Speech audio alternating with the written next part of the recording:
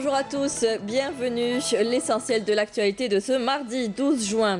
Le prix international de récitation du Coran a été remporté par un Algérien. La cérémonie a été organisée hier à l'occasion de Laylat al-Qadr. Le concours a vu la participation de 53 pays. Le GPLC, un carburant propre et moins cher que l'État subventionne pour encourager les automobilistes à convertir leurs véhicules.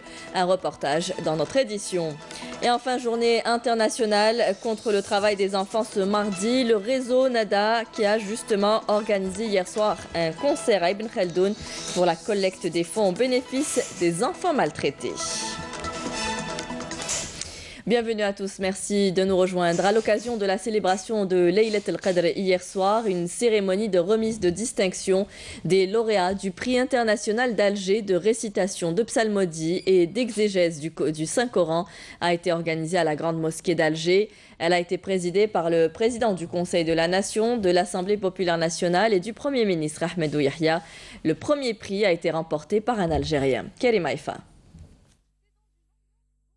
Que les pensionnaires du centre d'accueil des personnes âgées de Babzouar ont passé la nuit du destin. Une ambiance empreinte de foi et de spiritualité a régné la nuit dernière à la Grande Mosquée d'Alger à l'occasion de la célébration de Laylat al-Qadr. La cérémonie, rehaussée par la présence du président du Conseil constitutionnel Mourad Meddelsi, des membres du gouvernement et du corps diplomatique de pays musulmans accrédités à Alger, a été ponctuée d'une récitation de versets coraniques et la clôture de la lecture du Sahih al-Bukhari qui avait débuté au mois de Rajab dernier au niveau de l'ensemble des mosquées que compte la République.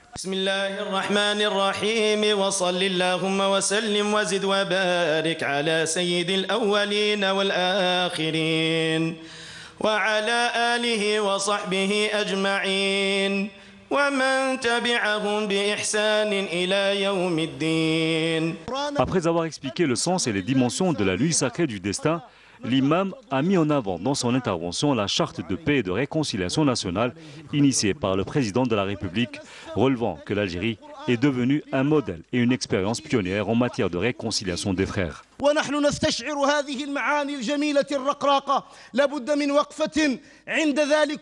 الإنجاز العظيم الذي استشعر معانيه واستشف دلائله الجميلة فخامة رئيس الجمهورية عبد العزيز بوتفليقة أعزه الله من معاني العفو والصفح فكرس ميثاق السلم والمصالحة الوطنية الذي عشنا بفضله وفي كنفه وبعده وإلى حد الآن سنوات حبلى بالأمن بعد الخوف وبالسلام بعد الفتنة وبالمصالحة بعد الاقتتال ولله الحمد والمنة حتى أصبح وطننا مضرب المثل وموئلا لكل الدول الباحثة عن الأمن والاستقرار وباتت تجربتنا الرائدة في استتباب المصالحة الوطنية مضرب الأمثال ولله الحمد. Cette cérémonie était également une occasion pour Abdelkader Ben Salah, Saïd Bouhadja et Ahmedou Yahya, respectivement président du Conseil de la Nation, président de l'APN et Premier ministre, de procéder à la distinction des lauréats du prix international d'Alger de récitation, de psalmodie et d'exégèse du Saint-Coran. Le premier prix du concours, qui a vu la participation de 53 pays, est revenu à l'Algérien Abdelaziz Choukri. هنيئا للشعب الجزائري كله، هنيئا لجزائرنا الحبيبة أن تحتل المرتبة الأولى في هذه الجائزة، جائزة رئيس الجمهورية. هنيئا لك ضيفنا العزيز في بلدك، هنيئا لك بهذا التتويج، هنيئا لأشقائنا في سوريا، هنيئا لك ولكل طلبة وحفظة القرآن الكريم. Dieu merci, j'ai réussi à avoir la première place parmi des candidats venus de 53 pays avec un concours de très haut niveau, une concurrence très rude. Je saisis l'occasion pour remercier le président de la République, Abdelaziz Bouteflika, ainsi que les organisateurs de ce concours, les candidats et les membres du jury. وكل من قام عليها من منظمين ومتسابقين ولجنة. Le prix international d'Alger est connu pour sa neutralité, sa crédibilité et son intégrité, avec un jury composé de personnalités religieuses de très haute facture, un prix qui est sous la houlette du président algérien, que je remercie beaucoup, ainsi que tous ceux qui ont contribué à son succès à l'instar des organisateurs. Abdelkader Ben Salah, Saïd Bouhadja et Ahmed Ouéha ont également honoré les membres du jury qui a supervisé ce concours international avant d'honorer les 3 lauréats du concours national des jeunes récitants du Saint-Coran des moins de 15 ans. Par ailleurs, les récitants du Saint-Coran ont remis une distinction symbolique au président de la République, Abdelaziz Bouteflika, en guise de reconnaissance des efforts louables consentis au service de la récitation et de l'enseignement du Coran aux générations montantes. جزاك الله كل خير فخامة الرئيس وأنت الذي أسست للأسبوع الوطني للقرآن الكريم. Donner un peu de joie et rendre le sourire aux personnes âgées, souvent seules dans les maisons de repos. C'est ce à quoi œuvre l'association Hawa à l'occasion de la célébration de Laylat al-Qadr. Des cérémonies ont été organisées en présence d'enfants avec des remises de cadeaux. Céline Ben Saidi. C'est dans une ambiance bon enfant que les pensionnaires du centre d'accueil des personnes âgées de Bab Zouar ont passé la nuit du destin. Au programme, cérémonie de circoncision et distribution de cadeaux. Je suis très bien dans ce centre, le staff fait de l'excellent travail avec nous. On est très bien pris en charge. Dieu merci, nous avons passé un bon ramadan. Nous sommes très bien pris en charge. On passe une excellente soirée en compagnie de ces bambins. L'association Hawa a procédé à une circoncision collective. Je remercie tout le monde pour cette belle initiative.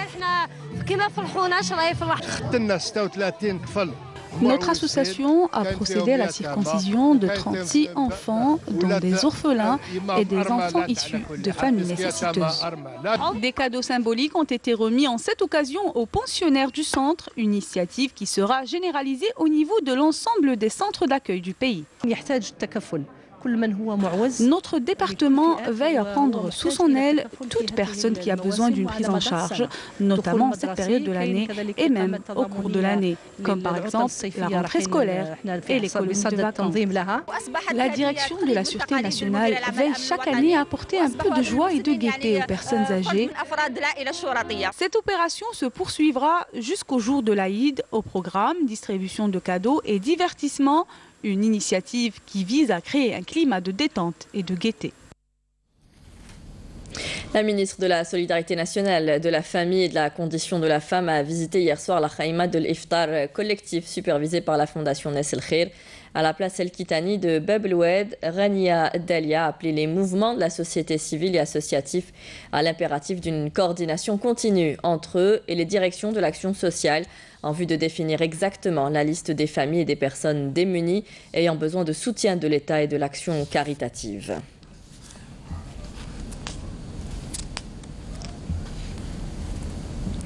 La commission de l'observation du croissant lunaire annonçant le jour de l'Aïd se tiendra jeudi soir à Dar el-Imam. Nous saurons alors si nous fêterons Eid el-Fitr le vendredi 15 ou samedi 16 juin.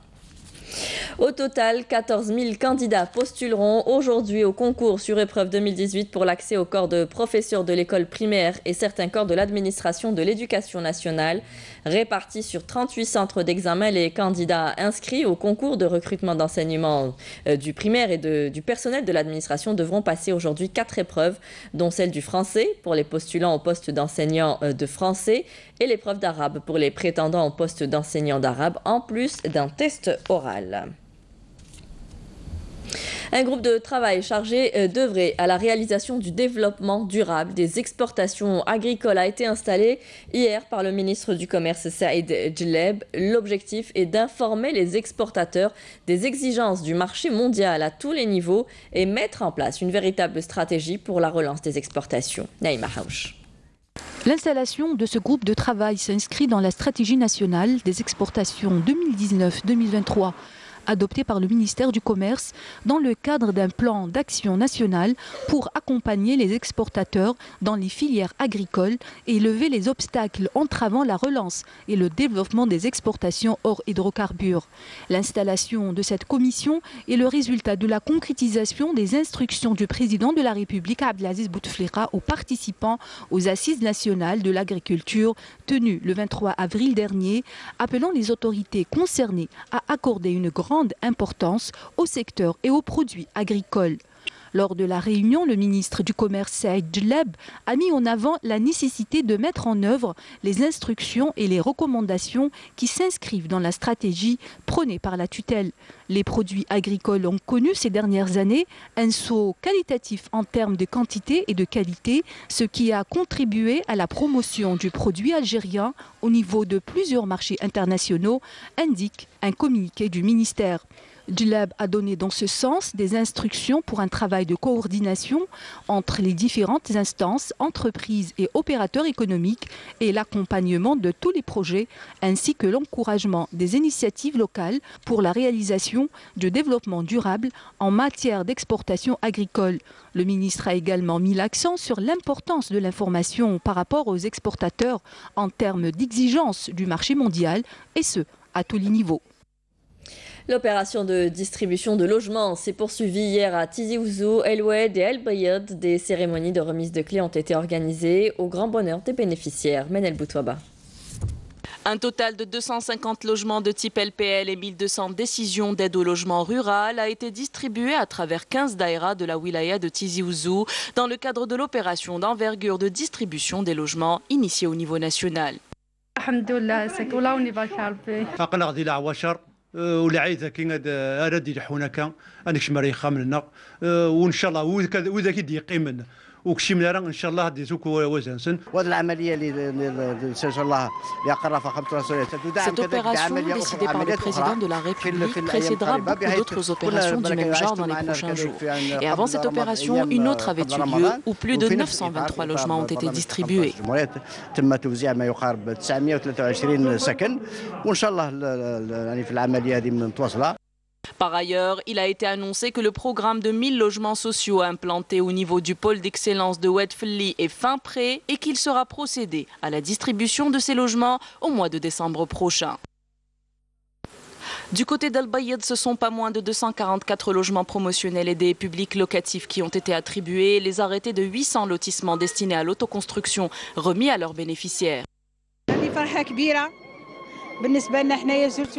Je suis très heureuse, c'est un grand jour pour moi. Après des années passées en location, c'est une aide non négligeable à la classe moyenne de ce pays. Le plus gros de ce quota est situé dans la commune d'Al Bayad. Nous avons aussi distribué 4000 lotissements fonciers dans le cadre du programme social. Le Wali a souligné que les opérations d'attribution de logements se poursuivront en courant de cette année à l'occasion de la célébration de la fête de l'indépendance. 230 logements seront octroyés et 460 LPL seront attribués avant la fin du mois de Ramadan. Direction cette fois-ci El Oued où au moins 320 logements sociaux de type public locatif ont été attribués ainsi que 72 logements de type participatif et 1000 titres d'aide à l'habitat rural pour plusieurs communes de la wilaya, notamment celles enclavées, lors d'une cérémonie présidée également par les autorités locales. Je remercie le président Bouteflika pour l'attention particulière qu'il accorde au volet logement. Aujourd'hui, nous avons assisté à la remise des clés de plus de 120 logements sociaux et plus de 800 aides octroyées au logement rural et 48 logements publics locatifs. Nous avons aussi fait connaître la liste des bénéficiaires de 1707 logements sociaux dans la commune d'El Oued et avons annoncé les noms des bénéficiaires de 5000 lotissements fonciers.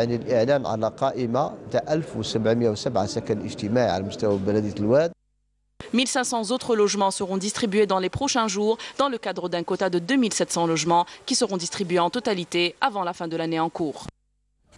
L'investissement dans la jeunesse demeure la seule démarche pour donner un nouveau souffle au mouvement sportif national. C'est la déclaration du ministre des Sports et de la Jeunesse lors de sa visite à Al Taref, Mohamed Hattab, qui a inspecté et inauguré de nombreux projets relevant de son secteur, des complexes sportifs, des salles omnisports et un stade de proximité. Hasna Zouberi. Le ministre de la Jeunesse et des Sports, Mohamed Hattab, a entamé sa visite en donnant hier le coup d'envoi des travaux de réhabilitation et d'aménagement du stade de proximité de la commune de Besbès, Nasser Ammar. Monsieur Hattab a également inauguré un complexe sportif de proximité dans la commune des Lacs des Oiseaux et une salle omnisport pour développer les disciplines sportives. Cependant, lors de son inspection du chantier du centre des loisirs, le ministre de la Jeunesse et des Sports a critiqué la qualité des travaux de cette structure, instruisant le maître d'ouvrage d'utiliser des équipements intelligents, propres et écologiques.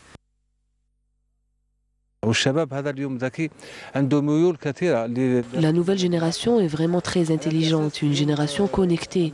Nous sommes conscients de cette réalité, donc nous avons décidé de doter tous les centres des loisirs d'équipements modernes.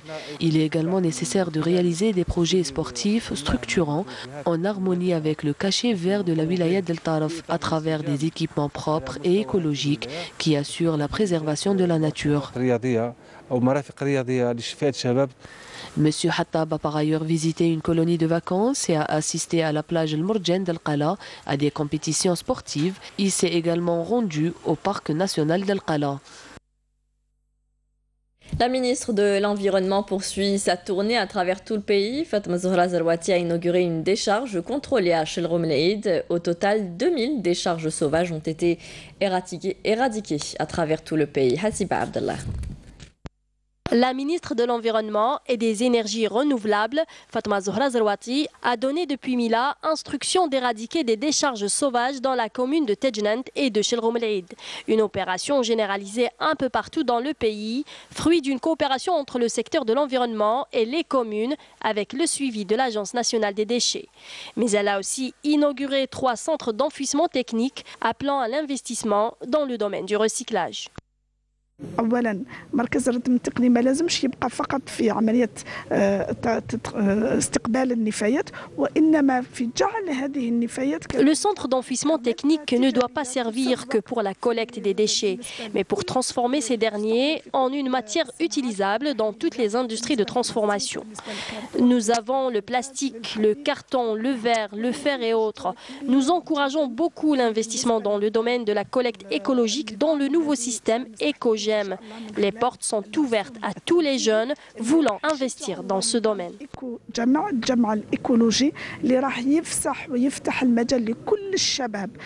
La ministre a par ailleurs insisté sur le développement de la gestion de ces matières récupérées avec l'accompagnement de l'Agence nationale des déchets. Elle a pour objectif de parvenir d'ici 2030 à transformer l'industrie des déchets en réalité effective et un processus économique concret.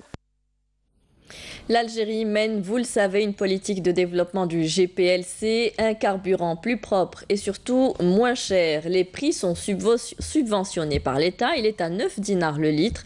Le nombre de véhicules convertis au gaz de pétrole liquéfié est de 60 000 unités en 2017. L'objectif est de le doubler cette année. Le reportage est signé Soumia Zaroueli. Le marché du GPL carburant présente des opportunités certaines en Algérie, compte tenu de la disponibilité de la ressource et de ses avantages économiques et écologiques. Le GPL carburant, un mélange de butane et de propane à des proportions normalisées, est distribué en Algérie par Naftal depuis 1983 sous le nom commercial déposé Sirraz. Pour plus de détails, nous nous sommes rendus à la direction générale de Naftal où nous avons rencontré Mustafa Nouri, directeur central Business Development. Donc Naftal, par son statut d'entreprise publique, par sa vocation d'entreprise commerciale et par sa mission comme entreprise citoyenne, oui, contribue à la généralisation et à la vulgarisation du nouveau produit, j'allais dire nouveau, mais il n'est pas aussi nouveau que ça. Avec l'augmentation des prix des carburants en 2016, je dirais quand le gouvernement a décidé de tirer sur le levier des prix, donc on a creusé l'écart entre le prix des essences, des carburants et le prix du GPLC, on a tout de suite constaté un engouement, un flux important des automobilistes, des citoyens d'une manière générale vers ce type de produit. Donc il y a eu une augmentation en 2017 également, en 2018, ce qui fait qu'aujourd'hui le prix des essences est 4 fois supérieur au prix du GPLC. Le GPLC présente en effet plusieurs avantages. Il est actuellement le carburant le moins cher du marché avec son prix de 9 dinars le litre. Il ne laisse aucun dépôt de particules solides sur le moteur, ce qui rend l'entretien du véhicule roulant au Sirraz moins coûteux qu'un véhicule essence. Bénéfique pour l'environnement, il réduit les émissions de gaz à effet de serre. Donc le prix du GPLC est 4 fois moins cher actuellement que le prix des essences. Donc c'est un avantage qui a été le plus significatif par rapport aux clients. Maintenant, les autres avantages, oui, ils sont connus par les technologues et par les gens qui sont spécialisés dans la protection de l'environnement. Donc le GPLC, c'est un produit qui permet longévité du moteur parce qu'il n'y a pas de particules solides, il n'y a pas de dépôt de particules solides sur des parties du moteur. Le GPLC aussi respecte mieux l'environnement parce que les émissions à partir de l'échappement du véhicule ne contiennent pas beaucoup de substances toxiques ou nocives à l'environnement ou à la santé du citoyen. Enfin, Naftal s'engage à délivrer un certificat de garantie valable 2 ans aux automobilistes ayant converti leur véhicule au GPL carburant, ainsi qu'un manuel d'utilisation contenant toutes les informations nécessaires relatives au kit Sirraz et un carnet d'entretien avec des coupons de maintenance. On s'intéresse ce matin au champ Insalah Gaz avec ses 25 puits et ses grandes installations. Une production estimée à 25 millions de mètres cubes par jour. Le reportage de Sihem Kenouch. Nous sommes à Hassemimoun, à 36 km de la ville de Insalah. C'est ici que nous retrouvons les installations du champ sud de Insalah Gaz. Une superficie de 270 km² et dont l'activité principale est le traitement du gaz naturel en utilisant le procédé de la déshydratation afin de l'acheminer grâce à des pipelines vers le champ nord et de là à Hassirmel. Le champ sud Insalah Gaz compte actuellement 25 puits de gaz. Sa production est de 25 millions de mètres cubes jour. Le projet de Insalah Gaz, c'est un projet de partenariat de production, traitement et transport de gaz naturel. L'objectif, c'est de produire le gaz et assurer 25 millions de mètres cubes par jour et entre 7 et 8 milliards de mètres cubes par an. Donc le projet Insalah Gaz, c'est un projet à développement multiphase qui a commencé de produire le gaz depuis 2004, avec les champs nord uniquement, Khreshba, Teg, Tingentour et Reg.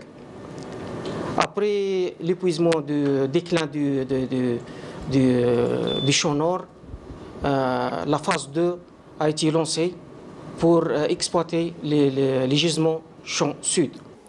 Le travail se fait dans les normes internationales de communication de sécurité. La devise de Insalah Gaz est « Production de gaz en toute sécurité, sans accident et sans atteinte à l'environnement ». L'installation est munie de détecteurs de gaz et d'incendie dans les puits, dans l'usine, mais aussi dans les locaux et dans la base de vie. HSE. HSE. Ça signifie? Oui. Health, Safety Environment. Donc à Insalah Gaz, la priorité numéro 1 est donnée à la sécurité. Donc notre politique qui est basée de s'engager à atteindre les meilleures performances en matière HSE. Bien sûr en collaboration avec nos partenaires, nos shareholders et nos sous-traitants et entrepreneurs pour atteindre ces objectifs en matière HSE. Nos objectifs sont pas d'accident, pas d'incident, pas d'atteinte à l'environnement. Le projet Insalah Gaz est prometteur. Il va vers une extension avec le forage de 12 nouveaux puits et l'amélioration de sa production annuelle.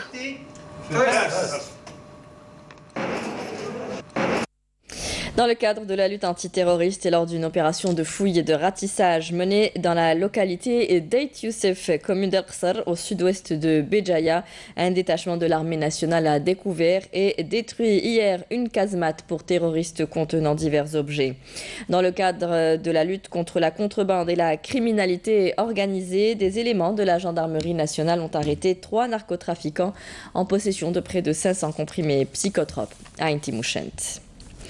À l'étranger, Donald Trump et Kim Jong-un ont affiché leur bonne entente ce mardi lors d'un sommet historique qui a abouti à la signature d'un document commun, sans cependant encore de percée majeure sur l'arsenal nucléaire de la Corée du Nord. Le président américain Donald Trump a salué le premier pas courageux du dirigeant nord-coréen Kim Jong-un vers un avenir radieux pour son peuple, affirmant qu'un véritable changement est possible dans la péninsule coréenne et que les deux pays sont prêts à ouvrir un nouveau chapitre. Nous célébrons aujourd'hui la journée mondiale contre le travail des enfants. 70% des enfants exploités économiquement exercent des activités de commerce parallèles selon les chiffres du réseau NADA. Le réseau NADA qui a justement organisé hier soir un concert à Ibn Khaldoun pour la collecte des fonds au bénéfice des enfants maltraités et pour la réalisation d'un nouveau centre d'accueil. Taoussaïd Hamouda. Ce lundi, à la salle Ibn Khaldoun, nombreux ceux qui ont répondu à l'appel du réseau NADA. Venir assister à un concert caritatif afin de soutenir un joli projet. Celui de la construction du foyer du cœur, un foyer pour enfants maltraités.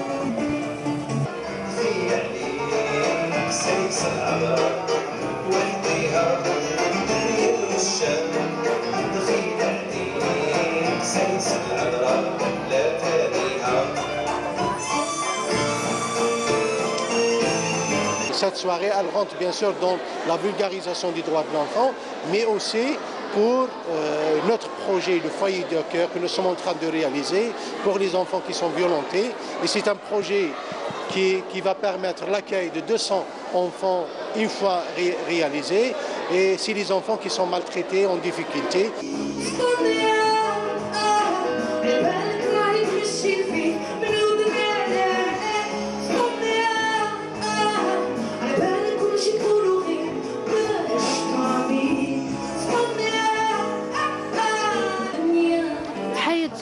Koussim Boras, Amel Zen et Riles, tous ces artistes ont tenu à mettre une pierre à l'édifice et soutenir ce projet en marquant leur présence sur scène. Ils nous diront tous que ça en va de leur responsabilité autant que citoyens, car chaque enfant a le droit à une vie digne. C'est important autant que citoyenne tout court, lambda, parce que ça devrait être une culture, la solidarité, pas que chez les artistes. Mais c'est vrai que le rôle de l'artiste est un peu plus pertinent sur le plan de la sensibilisation. L'artiste a cette faculté de générer plus de sensibilité et de fidéliser la masse pour ce genre de cause. Et pour ma part, je trouve que c'est très important de s'engager dans des causes comme l'enfance, parce que tout simplement investir dans l'enfance, c'est investir aussi dans l'avenir de notre pays. Et moi-même, j'ai été enfant dans ma vie, donc j'ai envie de voir les enfants s'épanouir. J'ai surtout envie de voir des enfants en difficulté surpasser et dépasser ces difficultés, mais ils ne le feront pas seuls. Ça veut dire qu'ils ont besoin des adultes, des gens comme nous, des gens, par exemple, pas seulement des artistes, des journalistes, des avocats, des juges, enfin tous les membres de la société, enfin dire les adultes.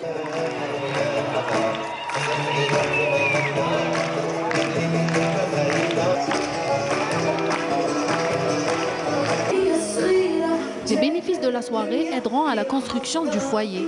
Voilà pourquoi certains enfants et adolescents présents dans la salle étaient très fiers d'acheter leurs billets et venir en aide à d'autres enfants comme eux. Je suis venue assister à un concert et je sais que ça va aider d'autres enfants, donc ça me fait plaisir. Je suis venue parce que c'est pour la bonne cause. Les fonds du concert organisé vont aller à la construction d'un foyer pour les enfants maltraités. C'est vraiment une cause qui en vaut la peine.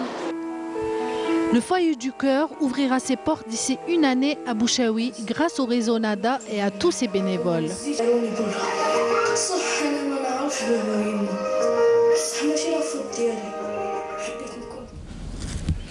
Soirée Ramadan en plein air, plusieurs lieux vous ont été proposés tout au long de ce mois. Direction Bois des Arcades à Riyad el-Feth. Un coin agréable a été aménagé spécialement pour ce mois de Ramadan.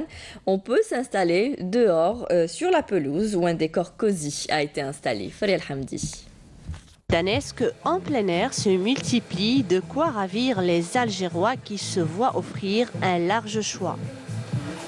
Le mois de Ramadan coïncide depuis quelques années avec la saison estivale et est devenu le mois dont les soirées et événements en tout genre se répandent un peu partout dans le pays. Je découvre, c'est la première fois que je viens ici. Et puis voilà, apparemment c'est un cadre qui est exceptionnel et c'est vraiment, ça fait plaisir de voir des choses comme ça en Algérie. C'est un endroit magique, hein. Voilà, donc où on se sent bien, où c'est un endroit familial, voilà, on peut passer de très agréables moments. C'est assez varié, donc exactement, il y a des personnes qui souhaitent passer un bon temps à voir un film, donc c'est possible. Il y en a d'autres qui souhaitent s'allonger et discuter entre amis, c'est possible. On peut jouer au domino, il y en a d'autres qui souhaitent, je sais pas, être... donc c'est vraiment, il y a plusieurs thématiques et c'est vraiment intéressant, donc on est très contents, nous. C'est un endroit sympathique, c'est plutôt convivial, c'est bon enfant, donc c'est parfait. Franchement, c'est parfait. Au programme, décoration ramadanesque, belle ambiance, animée par le DJ Islam. Moi, je suis le DJ ici. Donc pour aujourd'hui, c'est un programme plus chill out, deep house, new disco. C'est des sons qui aident à se relaxer pour avoir une conversation, pour parler entre amis et tout. Et pour s'installer, bien sûr.